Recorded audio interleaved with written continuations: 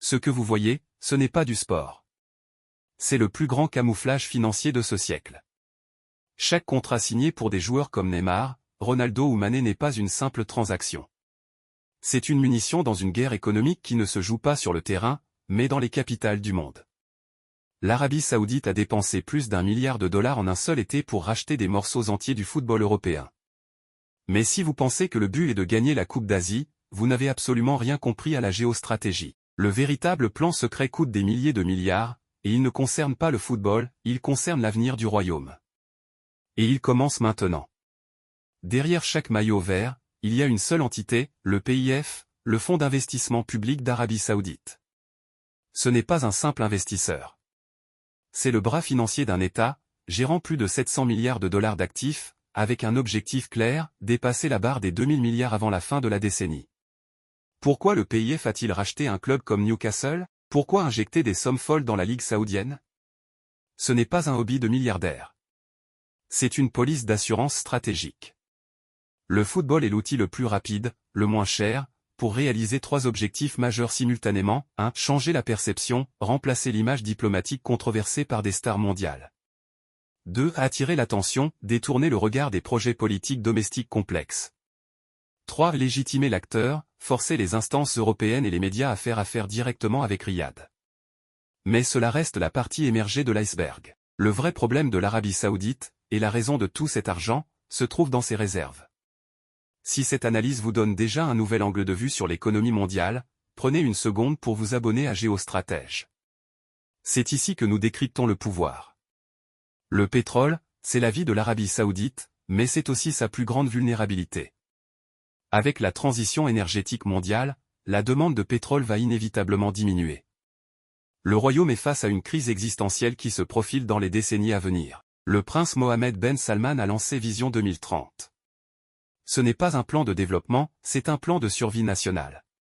Le but, sortir le pays de la dépendance au pétrole. La stratégie, créer des secteurs économiques entièrement nouveaux. C'est ici que le football entre en jeu comme un catalyseur de méga-projets. Les stars ne sont pas là pour vendre des maillots. Elles sont là pour vendre la marque Neom, les villes futuristes, et l'idée que l'Arabie Saoudite est un lieu de vie et d'investissement moderne. Sans cette légitimité médiatique instantanée fournie par le football, qui croirait à un projet de ville linéaire de 170 km en plein désert? La vision 2030 ne concerne pas seulement l'énergie. Elle concerne les loisirs, le tourisme, la tech. Chaque joueur de football est un panneau publicitaire ambulant pour ces secteurs que l'Arabie doit construire à partir de zéro. L'investissement dans le sport est la vitrine pour ces chantiers colossaux qui, eux, nécessitent des milliers de milliards de capitaux étrangers. Le PIF sait très bien que l'argent du football seul ne rapportera jamais assez. Le vrai rendement est dans l'effet multiplicateur. Regardez l'exemple du Qatar, le voisin. Leur investissement dans le PSG n'a jamais été rentable en soi, mais la visibilité qu'il a générée a débloqué des contrats de gaz, des accords de défense et a rendu le Qatar intouchable. C'est le modèle que l'Arabie Saoudite copie, mais à une échelle 10 fois supérieure. Les 3 paliers de rendement sont clairs. 1. Le tourisme événementiel, les stades deviennent des destinations. L'infrastructure hôtelière et de transport s'ouvre au monde. 2. Les contrats B2B, quand des entreprises européennes voient leurs stars jouer en Arabie, cela ouvre la porte à des négociations de contrats de plusieurs milliards dans l'énergie, la défense, et l'immobilier loin de l'œil des caméras. 3. L'expertise acquise, en attirant des professionnels de la gestion de clubs, de la santé sportive et de la logistique, l'Arabie Saoudite achète de l'expertise pour ses propres projets Megacity, réduisant sa dépendance aux consultants occidentaux. Ceci n'est pas un investissement sportif.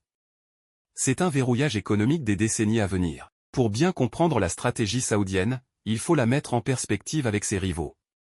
Les Émirats arabes unis possèdent Manchester City, le Qatar possédait le PSG et a organisé la Coupe du Monde. L'Arabie Saoudite est entrée dans le jeu tardivement, mais avec une force de frappe financière supérieure, cherchant à saturer le marché. L'approche de l'Arabie est une réponse directe à 2 stratégies concurrentes, l'approche ciblée du Qatar, un club, un grand événement, et l'approche silencieuse des Émirats, accumulation d'actifs dans la tech et l'immobilier. Le royaume cherche à combiner les deux, utiliser le choc du football pour couvrir une diversification économique massive. Le but n'est pas de coexister, mais de dominer l'image du Golfe à l'international, rendant ses voisins moins pertinents dans le récit occidental. C'est un jeu de pouvoir pur où le football est la monnaie d'échange diplomatique. Le football est l'appât. Mais où va l'argent quand le monde regarde ailleurs? Le PIF investit massivement dans 4 secteurs qui définissent la puissance future. 1. Le gaming et le sport. Le PIF a pris des participations majeures dans des géants comme Nintendo et Activision Blizzard. C'est un investissement dans la culture des jeunes générations mondiales. 2. L'aviation au tourisme de luxe, développement de compagnies aériennes, d'hôtels de luxe, et de destinations côtières pour attirer la richesse mondiale. 3. La logistique et les ports. Le contrôle des chaînes d'approvisionnement est une puissance géopolitique. Le PIF investit dans les ports, les chemins de fer et les infrastructures pour devenir une plaque tournante mondiale entre l'Asie, l'Afrique et l'Europe, rivalisant avec les ports de Dubaï. 4. Le financement des méga-projets domestiques, la majorité des fonds soutient Neom, The Red Sea Project et Qiddiya. Ces projets sont les vrais clients des contrats débloqués par le football. Nous venons de décrypter une pièce majeure du jeu mondial. Si vous souhaitez comprendre le vrai pouvoir derrière l'argent, c'est ici que ça se passe. Le football est aussi une arme dans la géopolitique régionale. Pour l'Arabie, l'ennemi n'est pas seulement la dépendance au pétrole, ce sont ses rivaux dans la région, et la dépendance historique envers les puissances occidentales. En s'achetant une place au sommet du football, Riyad force les leaders occidentaux à ignorer les critiques et à maintenir des relations diplomatiques fluides. Le soft power donne une immunité diplomatique face aux crises. Il rend le pays trop important pour être isolé ou pénalisé. L'idée est simple, si le monde vous regarde, il ne peut pas vous condamner facilement. Le prix d'un joueur n'est rien comparé au prix de l'influence mondiale. Mais cette influence a un coût direct et douloureux pour l'Occident. Historiquement, l'Europe a dominé le récit culturel mondial, et le football en était la couronne. Aujourd'hui, l'Europe ne perd pas seulement ses joueurs, elle perd son monopole sur l'imaginaire du sport. Les capitaux et le talent humain, joueurs, entraîneurs, administrateurs, fuient vers le golf, créant une hémorragie financière et symbolique qui affaiblit les ligues européennes.